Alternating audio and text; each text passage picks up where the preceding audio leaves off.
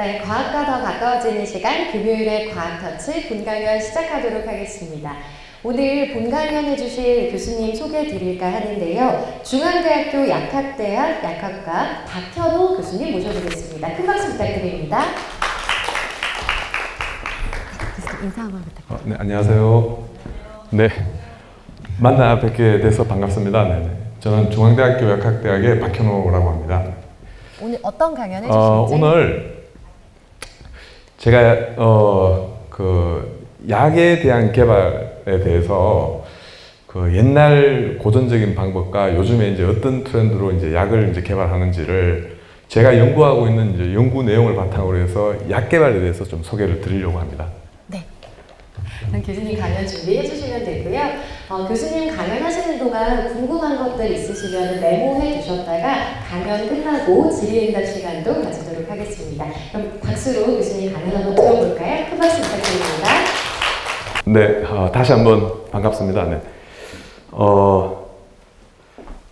제가 저는 이 고향이 또 이렇게 이게 이제 고향인지라 정말 오랜만에 이제 이렇게 방문을 했는데요. 제가 한 40년 전에 지금 생각해 보니까 한 40년 전에 아직도 그런 게 있는 건 모르겠지만 그 예전에 초등학교 때 뭐 과학기능장 뭐 이런 게 있어서 그런 걸 이렇게 따로 이게 어린이회관 이쪽으로 이제 자주 오곤 했었던 기억이 있는데 굉장히 이렇게 오면서 보니까 지금은 많이 이제 변했겠지만 예, 그런 생각이 많이 나더라고요.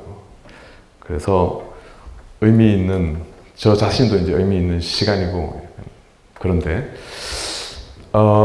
저는 오늘 이렇게 단백질 구조 연구를 통해서 그 표적 신약을 이제 개발하는 요즘 이제 표적 치료제 이제 말씀을 많이 들어보셨을 텐데 그런 치료제 개발에 대한 어떤 전반적인 일련의 과정에 대해서 이제 좀 소개를 해드리려고 합니다. 약이란 게 이제 요즘 이제 최신 트렌드는 약도 이제 디자인을 하는 이제 시대입니다. 예전에는 이렇게 뭐 드럭 디스커버리란 말을 많이 썼거든요. 약을 우연히 발견하고 발견하는 어떤 그런 게 이제 주 내용이었다면 지금 이제 웬만큼 발견될 약들은 다 이제 우연히 발견돼 나왔다고 볼 수 있고 그래서 우연한 발견이라는 이제 좀 정말 드문 현상이다. 그래서 우연한 발견, 약의 우연한 발견이라고 하면은 뭐 영국의 미생물학자인 플레밍이 뭐 페니실린을 우연히 발견한 그런 대표적인 일화들이 있습니다. 그죠? 그럴 때 뭐 그런 이제 진짜 우리 전 인류를 살렸다고 해도 과언이 아닌 페니실린이 나온 지가 엄청나게 오래됐는데 그 항생제로 그런 이제 뭐 이렇게 실험실 상에서 우연적으로 뭐 푸른 곰팡이가 박테리아를 감염시켰는데 얘가 뭔지 보니까 이제 그 항생 물질이었다. 그런 이제 이야기들이 있지만 요즘은 시대는 어떠냐면 그런 이제 우연히 발견될 약들은 이 지구상에 존재하는 그런 약들은 대부분 이제 어느 정도 발견됐다고 보고 지금은 컴퓨터로 데스크탑 컴퓨터 또는 뭐 노트북 컴퓨터로 앉아서 약을 디자인하는 이런 이제 시대에 있거든요. 그런 디자인을 이제 하는 그런 시대에 살다 보니까 이제 약을 디자인을 하게 되는데 그런 이제 방법들이 이제 어떻게 이제 흘러 들어가고 있는지에 대해서 오늘 설명을 드리겠습니다.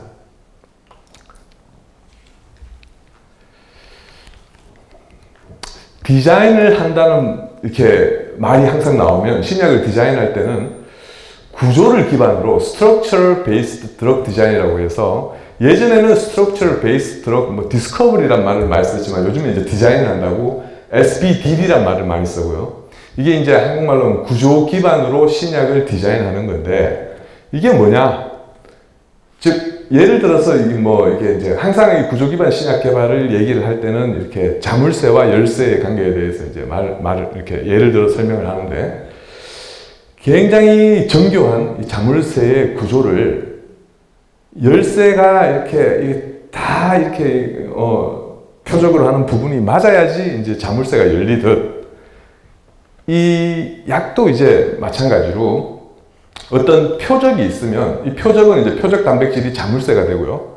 이 표적 단백질이 만약에 질병을 유발하는 단백질이라고 보면은 이 단백질의 3차원 구조를 디테일하게 알면은, 굉장히 자세하게 알면은 굉장히 스페시픽한 어떤 이런 케미컬들을 여기에 이제 바인딩, 결합하게, 굉장히 이 약이란 게 스페시픽하게 특이적으로 그 타겟으로 하는 단백질에 결합을 해야지 작용을 하기 때문에 그런 걸 이제 만들어주기 위해서는 이 정보를, 3차원적인 구조적 정보를 알면은 이렇게 약을 디자인해서 이쪽 질병을 유발하는 표적 단백질에만 결합할 수 있는 이런 약들을 이제 디자인을 하게 됩니다. 만들어지게 됩니다.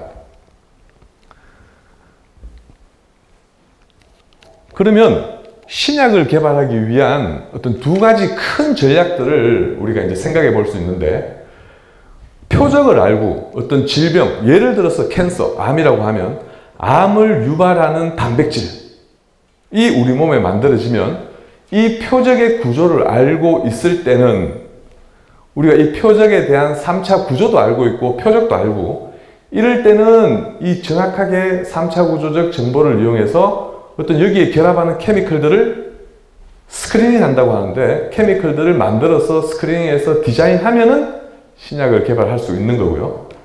근데 표적도 모르고 구조도 모르고 이 질병이 왜 일어나는지, 그 어떤 단백질이 관여해서 이 캔서가 일어나는지를 모를 때는 실제로 여러 가지 케미컬들을, 이게 케미컬 라이브러리라고 하는데, 약간 케미컬들의 모든 조합의 케미컬들을 다 구축한 라이브러리가 있는데, 이런 것들을 일일이 캔서 셀에 이제 세포에 이렇게 쳐보는 겁니다. 그죠?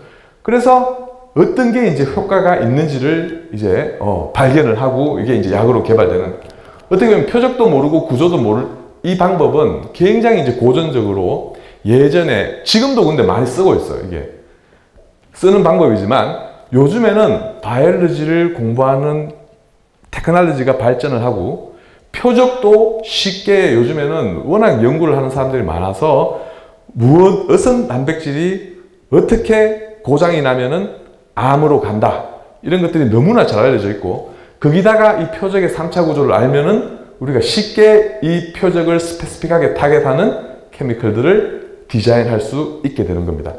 그래서 저는 오늘 중점적으로 설명할 내용은 이제 표적을 알고 구조를 알고, 이런 방법에 대해서 예전에 많이 쓴 고전적인 방법보다 좀 더 발전한 방법인데, 그러면 모든 제약회사에서 이 방법을 사용해서 약을 디자인하느냐? 꼭 그런 것만 아는 게, 워낙 이게 이제 굉장히 돈이 많이 들고 구조를 밝히고 이렇게 할 그 시간, 타겟을 베리데이션 하는 시간, 이런 것들이 많이 들기 때문에 장단점은 있습니다만 굉장히 스페시픽하게 디자인하는 방법은 이 방법이 우선시 사용되고 있고, 그리고 많은 제약회사, 특히나 외국계 제약회사들은 이런 방법으로 약을 개발하고 있습니다. 현재는. 그러면 지금부터는 표적을 그러면 발견해보자. 어떻게 그러면 질병이 일어나는지를 이제 표적을 먼저 알아야 됩니다. 그죠? 이 방법을 사용해서 우리가 이제 신약을 개발하기 위해서는 표적을 발견하는 것들은, 예를 들면은 오늘 예를 들 내용들은 이제 캔서인데, 암인데, 특히나 이쪽 그래프를 보면 이게 이제 대표적인 이제 폐암, non small cell lung cancer라고 해서 이제 비소세포성 폐암이 일어나는 이제 기전이 되는데요. 실제로 어떤 세포가 있으면 이 세포의 운명은 세포의 신호 전달이 이렇게 일어나서 세포의 운명이 결정됩니다. 세포가 분열을 한다든지 스스로 자살을 한다든지 아니면 휴지기에 들어간다든지, 이런 것들이 외부의 어떤 신호 전달 세포에 의해서 신호를 받으면 이렇게 세포 외부의 신호가 세포 안으로 전달되어서 단백질들이 이렇게 이제 자기 파트너를 만나서 결합하면서 신호가 전달되고 일어나는데, 예를 들면 이 EGFR이라고 하는 에피더멀 그로스 팩터, 그로스 팩터는 일단 세포의 정식에 관한 이제 단백질인데, 이렇게 정식을 하라는 신호가 외부에 오면은 이게 정식을 하게 됩니다. 세포가 이제 분열이 일어나는데, 이 EGFR이라는 이 리셉터, 수용체인데, 얘가 이제 EGF라는 그로스펙트에 결합을 해서 이렇게 세포 안으로 신호를 주면은 이렇게 신호가 가서 세포가 이제 정식을 하게 됩니다. 정식을 하는데 이게 이제 뮤테이션 때문에 EGFR의 어떤 부위에 특이적인 뮤테이션이 생기면 이 신호가 멈추지 않고 얘가 신호를 안 주는데도 이제 계속 신호가 가는 거예요. 그러면서 이제 계속 정식을 하게 됩니다. 그죠? 그러면 이제 캔서로 가는 거예요. 그러다 보니까 그럼 아이디어는 간단합니다. 이 표적은 이제 분명해졌고 어떤 뮤테이션 때문에 이게 과 액티베이션, 너무 활성을 많이 띠니까 신호가 이렇게 계속 가면서 세포가 분열된다면 이거를 저해시키면, 즉 그만 신호를 주라고 저해시키는 물질이 있으면은 이게 이제 좋은 치료제가 되는 겁니다. 그러면 저희들이 이제 구조 기반으로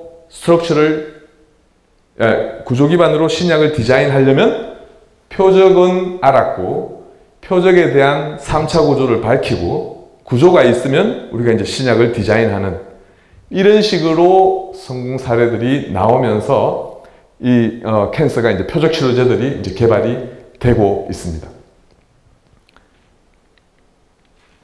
자, 그러면 이제 표적은 알았습니다. 왜 어떤 뮤테이션이 생기니까 EGFR에 신호가 너무 많이 가서 얘가 계속 정식을 하더라. 그럼 EGFR이 좋은 타겟이다. 일단 뮤테이션은 거기 생겼으니까.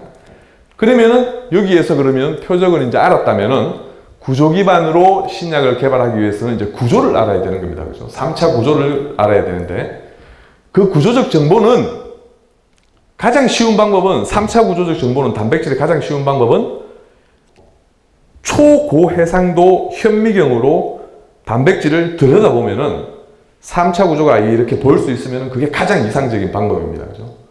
근데 지구상에 가장 레졸루션, 해상도가 좋은 전자현미경을 가지고 단백질을 구조를 들여다봐도 구조를 볼 수가 없어요.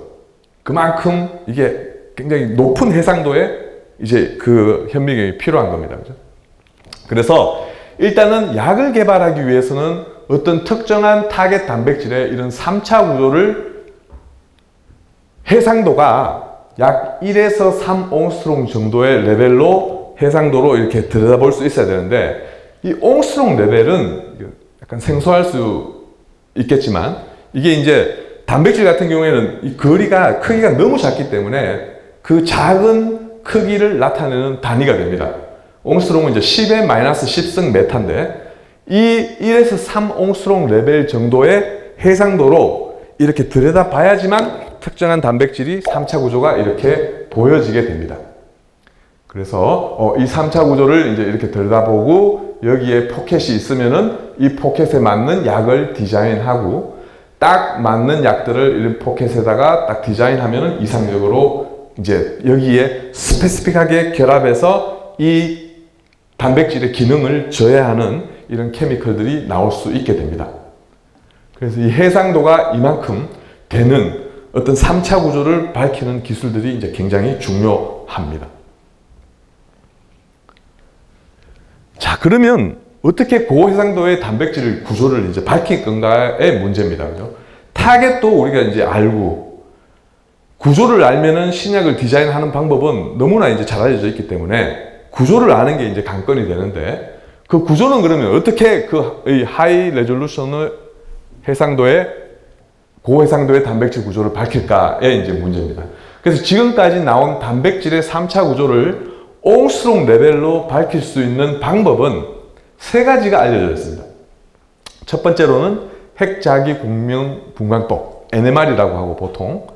두 번째는 우리 X선 결정학이라고 해서 엑스레이 크리스탈로그라피가 있고, 세 번째는 초저온 전자현미경으로 이게 크라이오 엘렉트론 마이크로스코피 크라이오 EM이라고 하는데, 실제 1번, 2번 기술이 많은 단백질의 구조를 옹스트롱 레벨의 해상도로 밝힐 수 있는 방법이었고, 3번 방법은 이게 현미경, 아까 전에 제가 잠시 소개한 현미경으로 단분자의 단백질을 이렇게 들여다보고 3차 구조를 밝힐 수 있는 방법은 없다고 했는데, 최근에 이게 초저온을 이용해서 크라이오 EM의 기술이 등장하면서 새로운 방법이 이제 개발이 됐고, 그래서 이 세 가지가 현재 어떤 표적의 단백질을 구조를 밝힐 수 있는 이제 가장 기술적인 방법이고요. 2017년도에 이분들이 이제 크라이오 EM을 이용해서 고해상도로 이제 구조 분석법을 개발한 공로로 노벨상을 받기도 했습니다. 그래서 그렇게 되고, 오늘 그래서 저는 단백질의 구조를 밝힐 수 있는 방법에 대해서 좀 설명을 드릴 건데, 저희 연구실에서는 이제 엑스레이 결정학하고 초전 전자현미경으로 이제 표적의 구조를 밝히게 되는데요. 그래서 오늘 엑스레이 결정학하고 초전 전자현미경의 기술에 대해서 간략하게 설명을 드리겠습니다. 근데 이 엑스레이 결정학이라는 게 나오는데, 왜 엑스레이를 이용해야만 그렇게 굉장히 작은 단위의 옹스롱 레벨의 구조를 이제 크기를 밝혀서 구조를 볼 수 있냐 하면은, 여러분들이 뭐 아시다시피 실제 우리가 이제 어떤 사물을 보려면 이 마이크로웨이브를 이용합니다. 그죠? 우리 이게 빛을 이용하는데, 빛이 그죠? 가시광선 레벨에 있는 선에서는 이거보다 큰 물질들은 볼 수 있지만 작은 물질들은 못 봐요. 우리 눈으로는 이렇게 작은 단위의 단백질이나 물 같은 분자들은 볼 수가 없습니다. 그죠? 근데 X선을 이용하면은 이 작은 단위들도 볼 수가 있어요. 빛의 회절을 이용하면은. 그래서 엑스레이를 이용하게 되고요. 거기에 대해서 잠시 설명을 드리겠습니다. 그래서 메인 단백질의 구조를, 3차 구조를 굉장히 하이 레졸루션으로 밝힐 수 있는 방법은 엑스레이 결정학이 가장 큰 역할을 해왔습니다. 지금까지 알려진 표적의 3차 구조의 대부분은 엑스레이 크리스탈로그라피로 이제 밝혀졌고요. 엑스레이 크리스탈로그라피를 하려면은 일단 어떤 표적이 되는 단백질을 굉장히 순수하게 정제할 수 있는 기술이 개발되고, 이 정제 방법으로 표적 단백질을 대량으로 얻는 게 중요하고, 그리고 이게 단백질 결정인데, 단백질 자체에 이제 결정을 만들어야 되고, 이 결정을 X선을 이용해서 결정을 쏴서 얘를 회절하는 회절 데이터를 얻어야 되고, 이 회절 데이터를 컴퓨터로 분석하면은 이런 3차 구조가 나오게 됩니다. 근데 이런 기술들이 실제로 여기에는 뭐 수학, 물리학, 화학, 생물학, 컴퓨터 사이언스 모든 이 지식의 집합체가 되는 어떤 그런 이제 분야고요. 이렇게 해서 탄생한 게 이제 결정을 이용해서 구조를 밝힐 수 있는 학문이 나왔는데, 이거를 자세히 설명드리기에는 너무 많은 이제 시간이 들 테고, 잠시 설명을 드리면, 단백질 같은 경우에는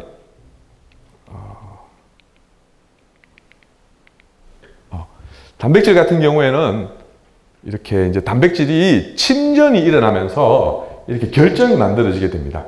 그래서 단백질이 결정은 여러분들 탄소 덩어리가 쌓여서 일정한 모양으로 쌓여서 다이아몬드가 되듯이 단백질이 일정한 모양으로 쌓이면은 이렇게 단백질 결정이 됩니다. 그래서 이 결정을 가지고 우리가 이것도 이제 단백질 결정들인데요. 보석같이 생긴 이런 결정을 가지고 엑스레이 빔을 쏘고 엑스레이 빔을 막고 회절하는 데이터를 분석하게 되는데, 이런 회절된 데이터를 이용해서 전자 밀도 맵을 만들고, 이런 맵을 이용해서 우리가 이제 구조를 밝히게 되는데, 여기에 대해서는 뭐 노벨상 수상자가 이 분야에서만 엄청나게 많은 사람들이 노벨상을 받으면서 만든 시어리들이고요. 이런 것들을 이용해서 이제 우리가 이제 3차 구조를 밝히게 되는데, 뭐 X선을 발명한 사람부터 시작해서 X선의 회절 원리를 실험한 사람, 그리고 이게 거의 뭐 1910년도, 20년도 때에 굉장히 많은 사람들이 물리학이나 화학에서 이제 노벨상을 받으면서 엑스레이 크리스탈로그라피가 정립이 되었습니다. 그래서 뭐 브래그의 로우를 만들고, 그리고 제임스 썸너라는 사람은 실제 단백질이 결정화된다는 사실만 보여줘도 노벨상을 받는 시절이 있었어요. 그리고 단백질의 결정을 이용해서 구조를 최초로 밝힌 사람이 노벨상도 받고, 이게 전부 사진이 다 달라야 되는데 왜 이렇게 같은 사람들이 이상하네.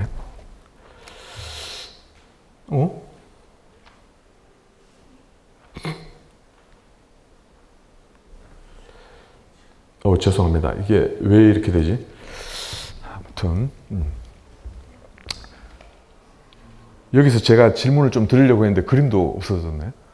그래서 일단은 최초의 단백질 3차 구조를 밝힌 막스 페르주와 존 캔드류가 이제 노벨 화학상을 1962년도에 받았는데, 최초의 단백질의 구조가 밝혀진 구조가 뭐냐 하면 이 그림이 있는데, 3차 구조의 그림이, 이게 이제 헤모글로빈이었어요. 헤모글로빈. 여러분들 헤모글로빈 보면은 우리 피 속에 굉장히 많은 단백질이기 때문에 이런 단백질을 정제해서 결정화해서 구조를 밝힌 게 최초의 케이스가 되고요. 그리고 제임스 왓슨, 프란시스 크릭 하면은 여러분들 62년도에 노벨상을 받은 거지. 최초의 이제 DNA 이중나선 구조도 실제로 엑스레이 크리스탈로그래피를 이용해서 구조를 밝힌 거예요. 그래서 이런 왓슨 크릭의 DNA 나선 구조도 이제 굉장히 대표적인 엑스레이 크리스탈로그래피를 이용한 최초의 DNA 이중나선 구조가 되고요.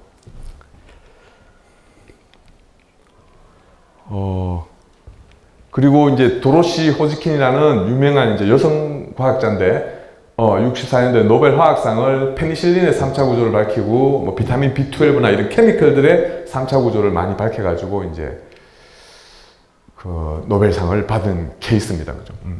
이런 케이스가 있었고, 다 똑같은 그림. 좀 당황스러운데. 아무튼 그래서 그러면은 이래서 이제 저희들이 이제 결정을 얻고, 이 결정을 엑스레이를 회절시킨 이 디프렉션 데이터를 바탕으로 해서 우리가 컴퓨터로 이용해서 3차 구조를 밝히게 되는데, 이 엑스레이 같은 경우에는 엑스레이에 굉장히 단파장에 강력한 엑스레이를 만들 수 있는 곳이 우리나라는 잘 알려져 있는 이제 포항 가속기 연구소가 있습니다. 그래서 가속기에서 이제 만들게 됩니다. 그래서 대부분의 3차 구조는 이 가속기에 가서 이제 이렇게 3차 구조를 분석하게 되어 있고요. 가속기는 여러분들 이게 포항인데, 이제 포항에 가면은 3세대 가속기가 있고, 여기에는 이제 굉장히 강력한 엑스레이 빛을 만들어낼 수 있는 이제 기계들이 있고, 이게 이제 4세대 가속기고, 지금 오창에 다시 이제 3세대 가속기가 다시 만들어지고 있고, 이런 연구를 통해서 이제 엑스레이를 이용해서 이런 구조들이 이제 많이 이제 밝혀지고 있습니다. 그리고 이제 크라이오 EM 기술인데, 크라이오 EM 같은 경우에 엘렉트론 마이크로스코피, 이제 전자현미경을 이용해서 분자 하나, 단백질 분자 하나를 현미경에 두고 현미경을 보면은 이런 3차 구조를 분석할 수 있는 기술이 되겠습니다. 원래는 지금까지 알려져 있는 전자현미경은 아무리 해상도가 높아도 단백질을 두고 보면은 거의 10옹스롱, 20옹스롱 이 정도 레벨의 이제 구조만 볼 수 있었는데, 그 구조는 뭐냐면 이 정도 대충 이렇게 생겼다 정도만 볼 수 있었어요. 근데 약을 개발하기 위해서는 이거보다 해상도가 훨씬 높은 이런 모델이 이제 만들어져야 되는데, 이런 모델을 만들려면은 실제로 다른 방법이 이제 도입이 되는데, 이것도 아이디어를 어떻게 얻었냐면은 실제 단백질 샘플을 이 그리드라는 메쉬에다가 이렇게 싹 도포를 하고 이 단백질을 급격히 얼립니다. 그래서 얼리기 때문에 이제 크라이오, 극조온이 되는 거고, 단백질을 얼리면은 단백질이 여기에 이제 단분자로 전부 이제 박혀 있는데, 단백질이 이렇게 박힐 수도 있고 이렇게 박힐 수도 있고 다양한 모습으로 이제 이렇게 박혀 있게 됩니다. 얼려져 있게 됩니다. 이렇게 다양하게 얼려져 있는 상태에서 비슷한 모양을 컴퓨터가 다 찾아주게 이제 명령을 하면은 비슷한 모양에 얼려져 있는 상태를 다 모아가지고 점점 레이어를 이렇게 정보를 많이 주면은 이런 3차 구조적 모습이 드러나게 됩니다. 그래서 이렇게 얼려진 샘플, 이렇게 얼려진 샘플, 이렇게 얼려진 샘플들을 전부 하나씩 모아서 샘플들의 정보를 계속 더하면은 좀 더 레졸루션을 높일 수가 있는 겁니다. 그래서 이제 높여져 가지고 이런 3차 구조가 나오는 게 이제 저온을 이용한, 극저온을 이용한 이제 전자현미경 기술이고, 이 기술이 지금 이제 최근에 이제 구조 단백질의 이제 표적의 구조를 밝히는 데는 굉장히 프라미싱한 방법으로 엑스레이 크리스탈로그래피의 D를 이어서 좀 더 많은 연구자들이 지금 사용하고 있는 기술이 되겠습니다. 자, 그러면 지금까지 저희들이 이제 표적도 알고 표적이 어떻게 되고 표적에 대한 3차 구조가 이제 준비가 되면은 어떻게 우리가 이제 약을 이제 개발하게 되냐. 아까 전에 약을 디자인할 때 데스크탑 앞에 앉아서 모든 걸 알 수 있다고 했는데요.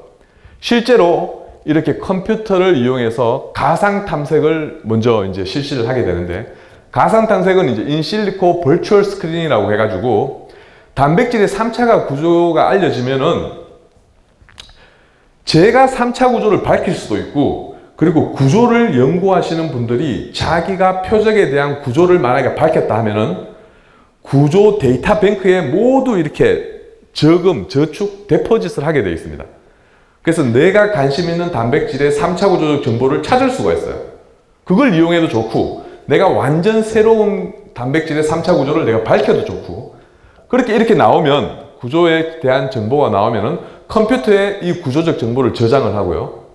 그리고 이 케미컬들이 실제로 수천만 개, 수억 개의 라이브러리가 이미 퍼블릭에 공개가 되어 있을 정도로 여러분들이 컴퓨터에서 데이터베이스를 잘 서치를 해보면은 이런 라이브러리를 쉽게 찾을 수 있어요. 케미컬 라이브러리가 수억 가지, 그러니까 웬만한 케미컬들은 다 이렇게 구축이 되어 있는 라이브러리가 있는데, 그 라이브러리에 내 단백질의 어느 부위를 타겟으로 할 수 있는 캔디데이트가 되는 케미컬들을 찾아주라고 컴퓨터한테 시키면 되는 거예요. 그러면 컴퓨터가 일일이 하나, 둘, 셋, 넷 겹쳐가지고 쭉 1억 개를 하는 겁니다. 그래서 굉장히 좋은 성능의 컴퓨터로 일주일 정도만 이렇게 돌리면 이걸 전부 스크린 해가지고 제일 결합을 잘할 것 같은 캔디데이트 내가 30개, 100개를 뽑아줘 하면은 컴퓨터가 뽑아줍니다. 이렇게. 뽑아주게 되고, 그런 뽑아준 걸 가지고 이제 여기에 결합한다고 가정하고 이 3차 구조의 포켓에 딱 맞게 결합할 수 있는 이런, 만약에 이제 케미컬이 이렇게 버추얼 스크린을 통해서 케미컬이 이런 3차 구조에 딱 결합하는 케미컬이 만들어졌다 하면 여기에서부터는 이제 디자인을 하게 됩니다. 여기 포켓에 좀 더 잘 맞게 결합할 수 있는 애들을 여기서부터 이제 좀 브랜치를 내리고 이렇게 하면서 이제 디자인을 하게 되고요. 실제 이렇게 이제 디자인을 함으로써 얻어진 단백질 구조 기반으로 신약 개발을 성공시킨 대표적인 사례가 여러분들이 한 번씩은 들어봤을 이제 글리백이 있고요, 그죠? 글리백 같은 경우에는 만성 골수성 백혈병 치료제인데, 실제로 구조 기반 신약 개발로 가장 먼저 성공한 케이스가 이제 글리백이 됩니다. 대표적인 성공 사례고요. 근데 글리백은 실제로 이제 미국의 작은 벤처 회사에서 이제 개발을 했는데, 맨 처음에 글리백이 개발될 때 글리백을 이게 이제 실제 타겟은 ABL 카이네이즈라고 어떤 표적 단백질에 인상기를 붙이는 그런 이제 단백질인데, 우리 몸에 인상기를 붙일 수 있는 카이네이즈라는 효소가 우리 몸의 종류만 한 500개 정도가 되거든요. 너무 많은 이 단백질들이 카이네이즈 역할을 하는데, 카이네이즈를 역할을 하는 단백질의 구조는 전부 비슷해요. 그러다 보니까 특별한 카이네이즈를 표적으로 한다는 것은 약간 이게 어불성설이 되는 겁니다. 그죠? 만약에 이걸 카이네이즈를 저해하는 케미컬을 개발하면은 다른 카이네이즈도 저해할 수 있는 가능성이 충분하기 때문에, 만약에 다른 카이네이즈를 이니비션, 저해를 하면은 이거는 이제 안 되는 거예요. 이게 부작용이 생기고 다른 어떤 예상치 못한 이제 작용들을 하기 때문에 정확한 이 카이네이즈, 골수성 백혈병을 일으키는 이 카이네이즈만 타겟으로 해야 되는데 그거는 불가능하다. 그래서 모든 과학자들이 이 카이네이즈를 타겟으로 하는 신약을 만들겠다 했을 때는 전부 비웃어 씁니다. 어떻게 보면, 그죠? 근데 유명한 이제 성공 사례 일화가 이 카이네이즈의 그 당시에 이제 구조가 있었다는데, 구조를 가지고 이 3차적 구조에 정확하게 얘만 결합할 수 있는 케미컬을 디자인해 내는 겁니다. 그러다 보니까 이 케미컬이 실제 글리백 자체가 이 카이네이즈만을 굉장히 스페시픽하게 이제 타겟을 하게 되고 그러면서 성공을 했습니다. 그죠? 그러다 보니까 이게 이제 어떻게 보면은 불가능을 할 것 같은 스페시피시티를 주는데, 특이성을 주는데 불가능할 것 같은 일들이 실제로 3차 구조, 굉장히 하이 레졸루션의 정확한 3차 구조만 있다면 이게 실제로 이런 디자인이 가능하다. 굉장히 스페시픽하게. 그런 식으로 이제 만들어진 이제 사례가 되고요. 그리고 많은 종류의 이제 에이즈 치료제들이 실제로 이제 성공 케이스가 많이 나오는데, 실제로 에이즈가 유행할 당시에 에이즈를 일으키는 바이러스는 HIV 바이러스다. 이게 워낙 잘 알려져 있고, HIV 바이러스가 가지고 있는 얘들이 우리 몸에서 살아가기 위한 특징들이 엄청나게 많은 사람들이 공부를 해가지고 잘 알려져 있습니다. 그래서 이 에이즈가 유행하던 뭐 80년도, 90년도 이 당시에 뭐냐면 단백질 구조 기반 심리학 개발이 같이 이렇게 막 발전하고 있는 시기였어요. 그러니까 좋은 타겟이 되는 겁니다. HIV가 에이즈를 일으키는 이 바이러스를 우리가 잡아보자는 게 실제로 구조 기반 신약 개발도 막 이렇게 발전하고 있는 단계에서 잘 만나가지고 이렇게 성공 사례가 있는데, 예를 들면은 크릭시반이라는 이제 약이 있습니다. 이 약 같은 경우에도 실제로 HIV 바이러스가 우리 몸에 침투를 할 때 우리 몸의 CD4 T셀만을 굉장히 스페시픽하게 이제 공격을 하게 되는데, 자기들이 CD4 T셀을 인지하고 들어와서 증식을 하려면은 얘들이 우리 DNA에 끼어 들어가고 나중에 이렇게 자기가 막 우리 세포에서 막 많이 자기 바이러스를 만들 때는 이게 이제 단백질 분해 요소인데, 단백질을 자기 스스로 분해해 가지고 특정한 단위로 잘라야지 자기 어셈블리가 가능하거든요. 그래서 이거 굉장히 좋은 타겟이 돼요. 왜냐하면 이걸 저해하면은 얘를 저해하면은 실제로 바이러스가 우리 몸에 있더라도 자기가 증식을 못해요. 그러다 보니까 좋은 타겟이 되고, 프로테이즈, 이게 단백질 분해 요소인데, 단백질 분해 요소는 특히나 효소는 굉장히 스페시픽한 어떤 바인딩 포켓, 그러니까 기질이라고 하는데, 기질이 결합해야지 얘가 기능하기 때문에 기질 바인딩 포켓을 가지고 있어요. 이런 굉장히 분명한 포켓을 가지고 있는 효소 타겟하기가 굉장히 쉽습니다. 그러다 보니까 이 3C 프로테이즈, 바이러스가 가지고 있는 프로테이즈, 단백질 분해 요소를 저해하는 케미칼을 넣어주니까 바이러스 치료제가 되더라. 그래서 굉장히 유명한 성공 케이스, 이제 크릭시반 같은 경우, 그리고 뭐 이런 다양한 에이즈 치료제들이 나왔어요. 그래서 요즘 같은 경우에는 에이즈가 그렇게 무서운 질병은 아닙니다. 이것도 이제 약 먹어주면은 굉장히 생존율이 길어졌거든요. 이것도 가능하게 되고, 그리고 잘하는 타미플루도 마찬가지예요. 그죠? 타미플루도 실제로 항인플루엔자 바이러스 제제인데, 타미플루 인플루엔자 굉장히 유행했을 때 타미플루 약이 만들어집니다. 그죠? 만들어질 때도 바이러스가 우리 몸에 침투하기 위해서, 우리 세포를 뚫고 바이러스가 들어오기 위해서는 이 유라미데이즈라는 이것도 효소인데, 뚫고 들어올 때 필요한 효소예요. 이 효소의 3차 구조를 밝히고 이 효소의 기질이 결합하는 액티브 사이트라고, 활성자리라고 하는데, 그 활성자리에 스페시픽하게 결합하는 케미컬을 디자인해 주니까 굉장히 잘 됐더라. 그래서 이런 이제 성공 사례들이 있고, 최근에 폐암 치료제, 아까 전에 제가 잠시 설명드렸던 EGFR의 뮤테이션 때문에 폐암이 생긴다. 비흡연자에게 많이 나타나는 폐암의 일종인데, 얘들 같은 경우에도 이레사라는 약이 이제 엄청난 성공을 거두면서 표적 치료제의 거의 가장 성공 사례 중에 이제 하나로 보고 있는 건데, 얘들도 카이네이즈, 아까 EGFR 자체가 카이네이즈예요. 포스페이트기를 붙이는 효소인데, 이 효소의 3차 구조를 밝히고 글리백과 마찬가지로 이 카이네이즈 도메인, 이 포스페이트기를 붙이는 이 효소인데, 이 효소에 스페시픽하게 결합하는 케미컬을 디자인해 주니까 표적 치료제로 워낙 잘 들어요. 그죠?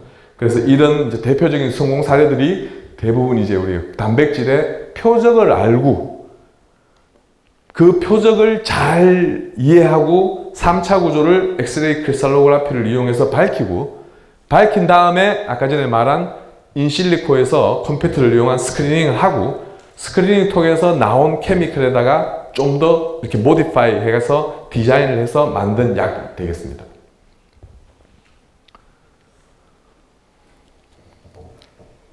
자, 그럼 왜 이제 구조가 중요한가가 이제 뭐 제가 이제 구조학자면서 신약을 개발하고 이제 면역 쪽에 이제 구조를 하다 보니까 이제 면역하고 같이 하는데 왜 구조적 정보가 중요하냐? 실제로 이제 눈으로 보여지는 학문이 되겠습니다. 그래서 이제 구조라고 하면은 지금까지 설명한 구조 기반 신약 디자인 SBDD라고 하는 구조 기반 신약 디자인에 굉장히 큰 역할을 하는 게 이제 분명한데 이거 외에도 우리가 특정한 단백질의 3차 구조를 알면은 기능을 이해할 수 있고 얘들이 어떻게 작용하는지도 다 보여요. 실제로 구조를 보면. 그래서 지금까지 특정한 단백질의 3차 구조를 밝혀서 노벨상을 받은 케이스가 이거보다 더 많은데 일단 대표적으로 이런 예들을 제가 추려가지고 대표적으로 이렇게 몇 개 실었습니다. 여러분들 여기 중에서 아는 구조가 있을까요? 시간이 좀 많이 남는 것 같아서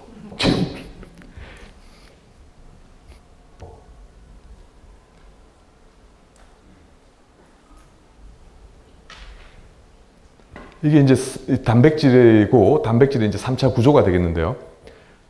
혹시 아는 게 있을까요? DNA가 있고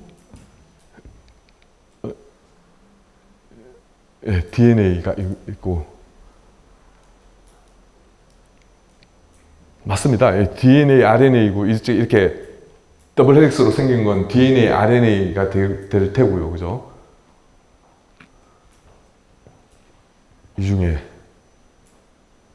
일단 뭐 약을 공부하는 사람으로서는 반드시 알아야 되는 구조는 이거예요. 2012년도에 노벨상을 받은 스탠포드의 브라이언 코빌카라는 교수님이 노벨상을 받았는데 이 구조는 뭐냐면은 여러분들 이게 들어보실지는 모르겠지만 이거 G 프로테인 커플드 리셉터라고 GPCR이라는 막단백질이거든요. 막단백질. 이분이 이게 사이언스 논문이 2010년도인가 그랬을 텐데 사이언스의 GPCR의 3차 구조를 최초로 밝혀서 이렇게 네이처 논문에 이렇게 표지로 발표를 하고 불과 몇 년 만에 노벨상을 받았어요. 2년, 3년. 이거는 거의 불가능한 스토리거든요. 왜냐하면 그 연구자의 업적이 엄청나게 후대에 영향을 미쳐서 수십 년 후에 받는 게 일반적인 노벨상인데 이거는 밝히자마자 워낙 이게 중요하다 보니까 이게 노벨상을 받은 케이스인데 GPCR은 실제로 많은 약들이 이 GPCR을 타겟으로 하는 약들이 많아요. 우리는 몰랐는데 실제 아까 전에 말한 구조도 모르고 라이건드도 모르는데 막 이렇게 케미컬에서 막 쳐보니까 얘가 무슨 효과가 있더라. 만약에 이게 진통제라고 하면 진통에 효과가 있더라. 그러면 그 케미칼이 어디에서 어떻게 작용하는지도 모르는데 이제 진통제로 개발이 됩니다. 그죠? 그렇게 됐는데 알고 봤더니만 대다수의 지금 그렇게 만들어진 약들이 이 GPCR을 타겟으로 하고 있었어요. 그러니까 이 GPCR이 지금은 이제 많은 사람들이 어떤 GPCR이 이렇게 어떤 약에 결합해서 어떤 역할을 한다가 잘 알려져 있는데 이 구조가 굉장히 중요했어요. 그래서 그런 약들을 좀 더 발전시키고 이럴 때 이제 굉장히 필요한데 그래서 지금까지 만들어진 약의 거의 less than 50%겠지만은 많은 약들이 실제 GPCR을 타겟으로 했다. 그래서 GPCR의 구조가 그만큼 의미가 있었습니다. 그죠? 그래서 이런 GPCR 구조 그리고 어떤 구조가 알만한 거 있을까요? 이게 알만한데 얘도 그러고 이렇게 여러분들 불빛을 띠는 단백질 혹시 아시는 거 있나요? 형광 불빛을 띠는, 이게 이제 그린 플로로선스 프로테인이라고 해가 GFP라고 실제로 그린 색깔을 띠는 단백질이에요. 형광을 띠는. 어디서 왔냐 하면은 저기 바다 심해에 어떤 물고기가 지나가는데 막 푸른 빛을 띠고 지나가더라. 그래서 그게 왜 푸른 빛을 띠는지를 그 물고기 잡아와서 DNA 분석해서 조사를 해보니까 그린 플로로선스를 띠는 유전자가 있더라. 그래서 그 유전자를 클로닝 한다고 했는데 그걸 가지고 와서 실제로 해보니까 이렇게 그린 플로로선스를 띠는 단백질이 나왔어요. 그래서 그거를 발견한 사람, 그리고 그린 플로로선스 프로테인이 왜 지금 중요하냐면은 우리 이제 과학을 하면 실제 생명과학하고 뭐 약학을 할 때 가장 큰 문제가 내가 세포 내에 어떤 단백질을 눈으로 보고 싶은데 어디에 존재를 하고 어떻게 작용하고 눈으로 보고 싶은데 단백질이 워낙 작기 때문에 현미경으로 봐도 모른다고 했습니다. 특히나 세포 안에 있는 이런 애들은 더 몰라요. 그러다 보니까 그런 거를 추적하고 싶은데 추적을 못하니까 이런 그린 플로로선스를 내가 원하는, 내가 관찰하고자 하는 단백질에 이렇게 퓨전을 시켜요. 요즘에 DNA 클로닝 기술은 워낙 발전되어 있기 때문에 클로닝 시킨 다음에 세포에 넣어가지고 관찰을 하면은 푸른 빛이 움직여가지고 따라가는 거예요. 그 표적을. 그러다 보니까 얘가 발견되면서 우리가 안 보이는 단백질을 세포 내에서 추적할 수 있는 이런 시스템이 이제 개발이 되었습니다. 그러니까 그걸 개발한 사람, 3차 구조를 밝힌 사람, 3차 구조를 밝힌 다음에 이 플로로선스를 띠는 포에 아미노산을 변형시키니까 푸른 빛이 붉은색으로도 바꾸고 옐로우 컬러도 바뀌고 막 그래요. 그래서 그런 것들을 공부한 사람들이 3명이 노벨상을 받습니다. 그죠? 그래서 이거는 GFP, 그린 플로로선스 프로테인이고, 얘는 GPCR이고, 얘는 마이토콘드리아에 제일 많은 단백질인데 여러분들 아나요? 학생들이 많으면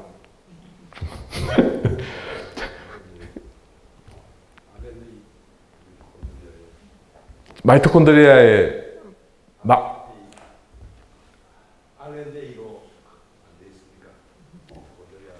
미토콘드리아 안에 미토콘드리아 RNA가 있지만 미토콘드리아 막에 제일 많은 단백질 중에 하나, 미토콘드리아가 어떤 역할을 하는지를 알면은 쉽게 이제 좀 추적이 가능한데, ATP를 생성하는 ATP 합성 요소예요. ATP를 많이 만들어내야 되잖아요. 그죠? 마이토콘드리아 안에서 여러분들, 막 전자전달계 돌리면서 ATP 만들어낼 때, 마지막에 ATP 만드는 효소예요. 맞아. 워커 과학자가 이렇게, ATP를 합성하는 요소를, 구조를 밝히고, 구조를 알면은 작용 기전을 구명할 수 있습니다. 얘들이 어떻게 프로톤 그레디언트를 바탕으로 ATP를 합성하는지를 설명을 했어요. 이 구조를 가지고. 그러니까 노벨상을 받기에 충분합니다. 그렇게 노벨상을 받은 케이스고. 존 워커러. 그리고는 얘는 좀 어려워 보이는데요. 그죠? 얘는 실제로 피지올로지, 이제 생리학자들, 의사들이 이제 굉장히 관심을 갖는 이제 단백질인데, 얘는 채널이에요, 채널. 아이온 채널입니다, 아이온 채널. 여러분들, 아이온들이 막 이렇게, 막을 통과하고 빠져나가고 하면서 많은 일들이 일어납니다. 그죠? 피지올로지의 대부분이 그런 아이온들이 왔다 갔다 하면서 일어나는 거예요. 그래서 얘들은 이 맥킨넌이라고 굉장히 유명한 의사 겸 구조학자가 있는데, 이분은 원래 의사예요. 피지올로지스트인데, 이분이 질병을 일으키는, 그러니까 채널을 구조를 알면은 자기가 공부하는 질병이 왜 일어나는지를 알 수 있을 것 같은데, 구조를 몰라서 독학을 했어요. 자기가 이제 스스로 공부를 해서 구조를 밝히는 방법을 익히고, 그래서 이렇게 구조를 밝혔습니다. 채널의 구조를 밝혔어요. 실제로 칼슘 채널, 포타슘 채널, 이런 아이온들의 각각의 채널들의 구조를 많이 밝히고, 어떻게 셀렉티브하게 얘들이 이제 이렇게 왔다 갔다 하는지를 이제 설명을 해서 노벨상을 받은 케이스고. 그리고 이거는 이 사이언스의 또 표준 논문으로 나온 건 지금 보시면 이렇게 빨간 게 이제 DNA고 얘가 RNA인데 RNA를 템플레이트로 해서 DNA를 만드는 효소가 RNA 중합 효소라는 거죠. RNA 폴리머레이즈. RNA 폴리머레이즈 구조가 되겠습니다. 이것도 굉장히 이 로저 콤보그라고 스탠포드에 계신 아직도 이제 현역에 계신 분인데 그분이 이제 이렇게 사이언스에 이렇게 논문을 발표를 했습니다. 그죠? RNA를 템플레이트로 해서 DNA가 합성되는 그 과정을 캡처를 한 거예요. 이렇게. 이것도 가능해요. 이렇게 볼 수 있는 게. 엑스레이 크리스탈로그래피를 이용했고 이거는 이제 제일 잘할 수 있는 건데 2009년 같은 경우에는 이거는 이제 저기 예일 대학의 탐 스테이츠라는 굉장히 유명한 또 이 구조학자인데 실제로 이게 여러분들 단백질을 합성하는 효소입니다. 그죠? 라이보솜. 단백질을 협성해서. 라이보솜 같은 경우에는 여러 가지 많은 단백질하고 이 주황색으로 보이는 건 RNA예요. 라이보솜한 RNA하고 많은 종류의 단백질이 모여가지고 단백질을 합성하는 효소가 이렇게 만들어집니다. 그죠? 이 3차 구조를 밝혀가지고 2009년도에 노벨상을 받고 가장 최근에는 이게 이제 노벨상을 받은 건데 이건 여러분들이 알 수 있을까요? 가이드 RNA가 있고 타겟 DNA가 있고 이런데 어떤 게 이런 게 있을까요? 가이드 RNA, 타겟 DNA 있으면은 뭔가 RNA가 DNA를 이용해서 막 자르고 이러는 건데 이거는 여러분들 유전자 조작하고 에디팅하고 할 때 쓰는 효소거든요. 크리스퍼-카스 들어봤어요? 크리스퍼-카스. 네. 크리스퍼-카스, 로버트 도우드나라는 굉장히 유명한 여성 스트럭처럴 구조학자인데 이분이 이 3차 구조를 밝혔어요. 실제로 이게 이제 크리스퍼-카스 시스템 같은 경우에는 박테리아에 있는 이뮨 시스템이에요. 외부에 DNA 같은 게 이상한 DNA가 오면은 예전에 인펙션 되어 있는 자기의 그 어떤 바이러스가 침투했을 때 그 바이러스에 대한 DNA 정보를 가지고 있다가 유사한 애들이 침투를 하면은 얘가 가서 잘라가지고 얘를 무력화시키는 거예요. 일종의 우리가 백시네이션 하듯이, 그지? 우리 백신을 맞으면은 예전에 어떤 바이러스에 대한 정보를 기억하고 있다가 비슷한 바이러스가 오면은 우리가 막 후천성으로 면역하는, 그죠? 어답티브 이뮤니티를 가동하듯이 똑같이 박테리아도 이런 시스템을 가지고 있어요. 굉장히 좀 이게 신기한 현상인데, 근데 그 크리스퍼-카스 시스템이 특정한 이 크리스퍼-카스 단백질이 어떻게 타겟 DNA를 자르는지를 설명했습니다. 이 구조를 밝히고. 그래서 충분히 이제 노벨상을 받은 가장 최근인데요, 그죠? 이렇게 노벨상을 받는. 그러니까 이런 구조적 정보들은 왜 이렇게 임팩트가 있느냐 하면 실제로 눈으로 보여주는 거예요. 눈으로 우리가 맷 옹스트롱 레벨의 그 효소의 작용 현상들을 눈으로 보여줄 수 있는데 굉장히 큰 의미가 있고, 그리고 구조 기반으로 신약을 디자인할 수 있다는 굉장히 이제 큰 장점들이 있습니다. 저 같은 경우는 개인적으로 어떤 연구를 하냐 하면 실제로 아까 전에 맞지만은 세포 운명 조절을 위한 이제 블록 게임을 이제 하고 있다고. 저는 이제 약간 제가 하는 연구가 이제 게임같이 생각을 하는데요. 아까 전에 맞지만은 우리가 이제 외부에 신호가 오면은 이렇게 단백질이 결합하면서 쭉 신호가 가서 어떤 운명이 결정된다 했습니다. 그죠? 이게 이제 세포 신호 전달, 시그널 트랜스덕션이라고 하는데, 신호 전달을 하는데, 신호 전달을 하려면은 자기 파트너를 밑에 이제 어떤 신호를 가기 위해서는 자기 파트너를 이렇게 만나야 돼요.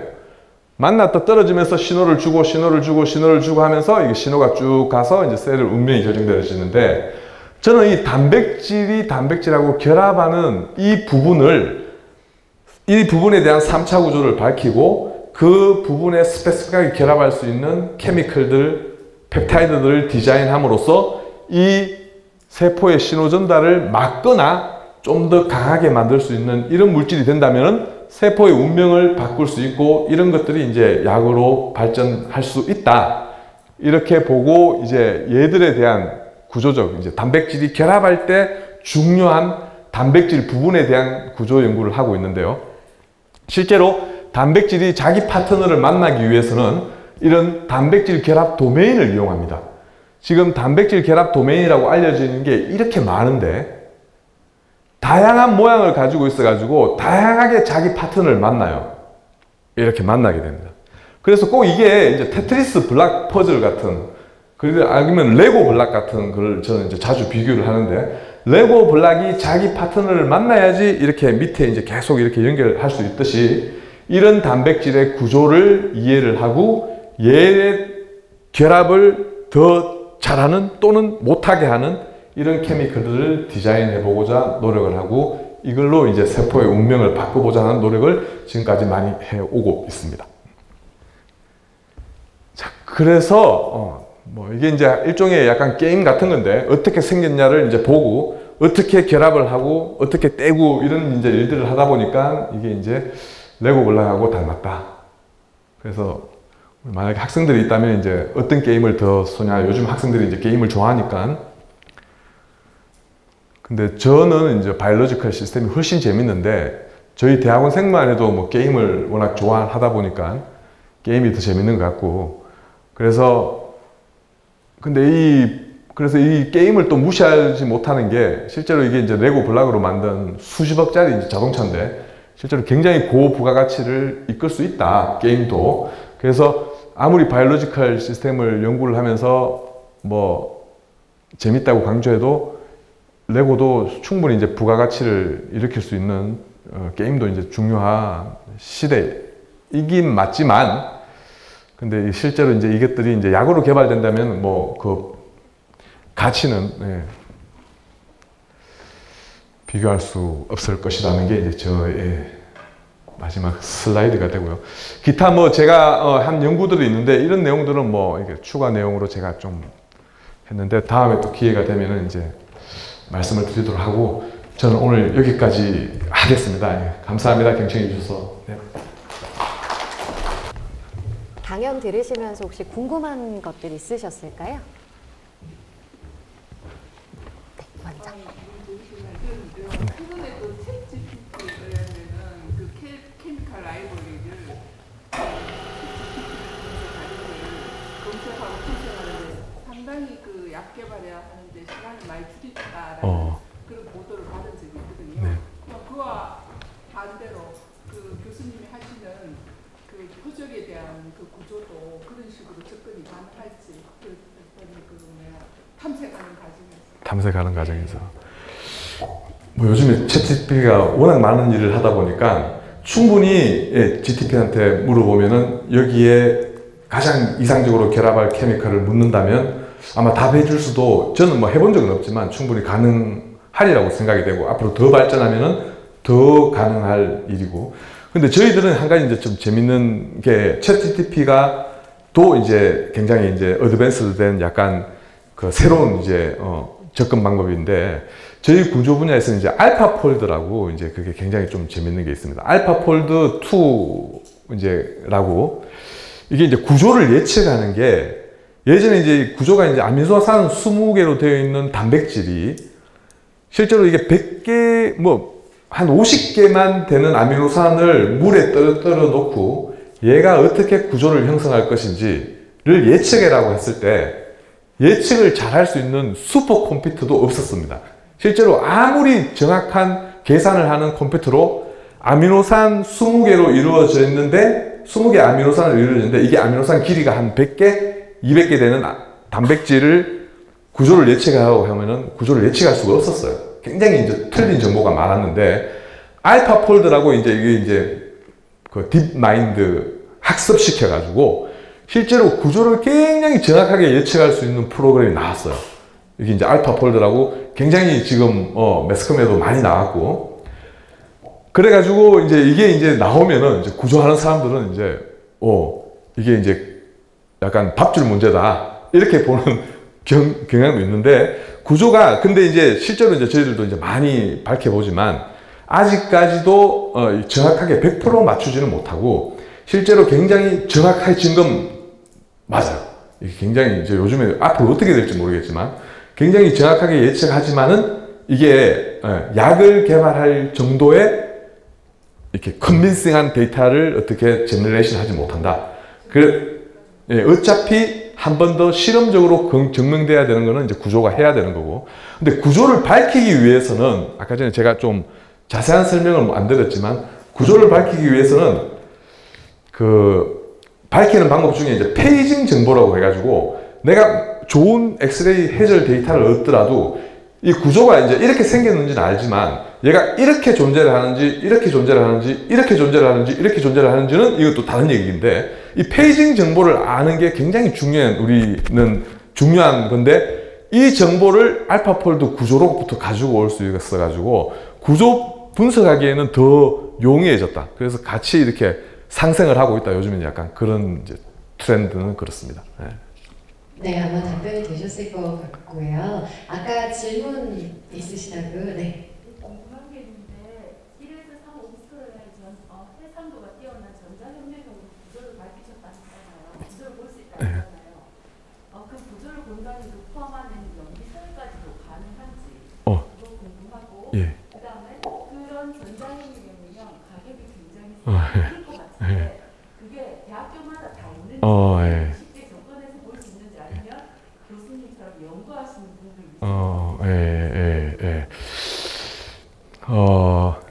일단 그 전자현미경 같은 경우 첫 번째 질문을 또 두 번째 일단 질문부터 말씀을 드리면 그 가격이 일단 전자현미경은 뭐 대학들마다 전자현미경을 가지고 있는 데 꽤 있지만 이제 크라이오엠을 하는 실제로 굉장히 하이 레졸루션의 구조를 볼 수 있는 것은 100억 단위입니다. 100억이고 그래서 이제 국가에서 이제 관리를 하는데 아직까지 서울권에는 크라이오엠 기계가 없었어요. 저희 나라에 지금 몇 년 전만 해도 딱 하나 오창에 기초과학지원연구센터라고 있는데 거기에 이제 딱 한 대가만 있었고 근데 이게 이제 전 세계적으로 너무나 유행을 하고 다른 나라는 엄청나게 이제 많이 있는데 우리나라는 이제 큰일 났다 해서 실제 지금 이제 포항이 이제 구조의 약간 메카 왜냐하면 방사능 가속기가 있기 때문에 포항에 이제 지금 한 4대 정도가 들어왔고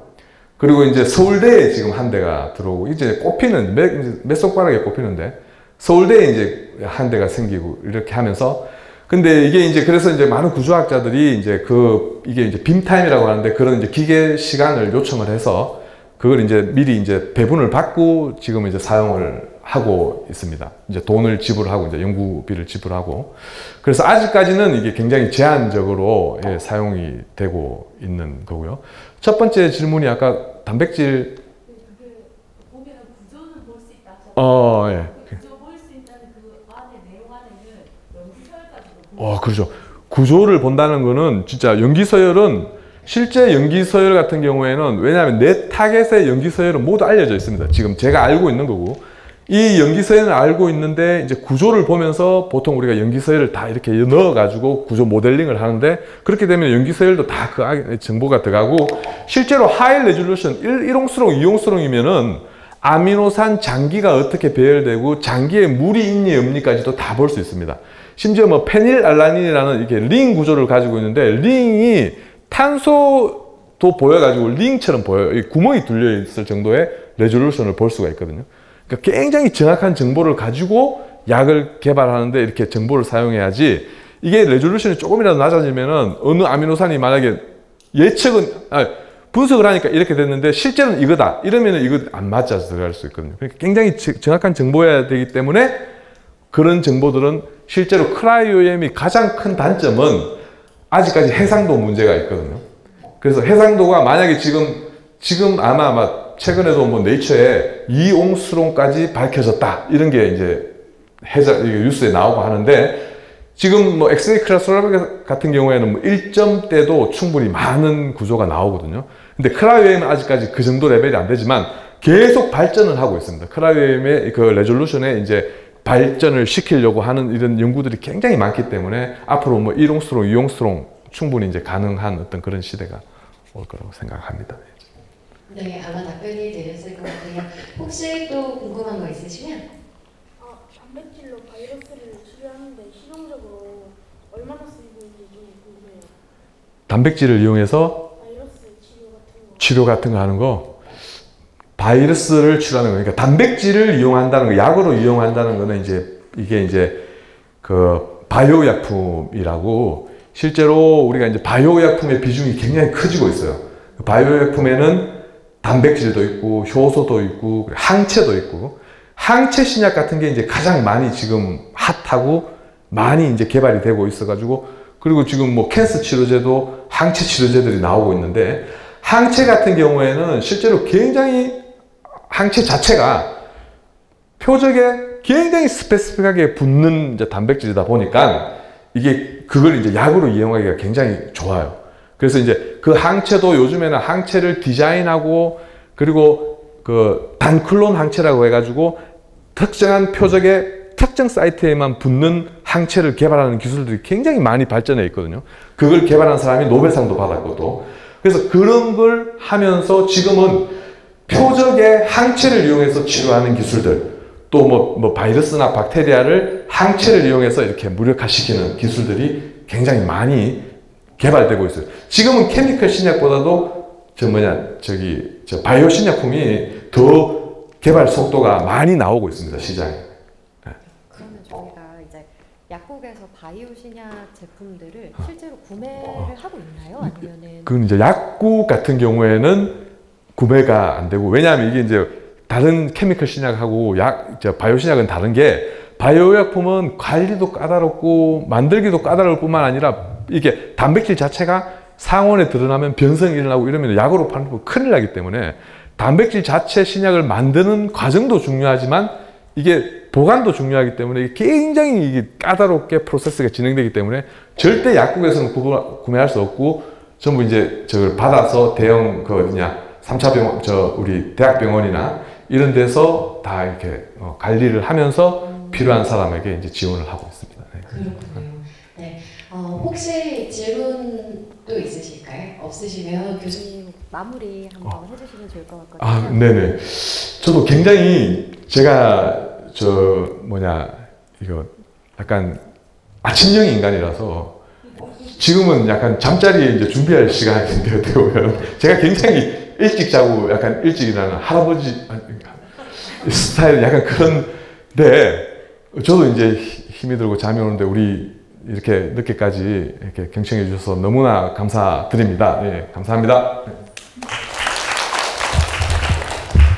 네, 중앙대학교 약학대학 약학과 박현호 교수님께 다시 한번 큰 박수 부탁드리겠습니다. 감사합니다.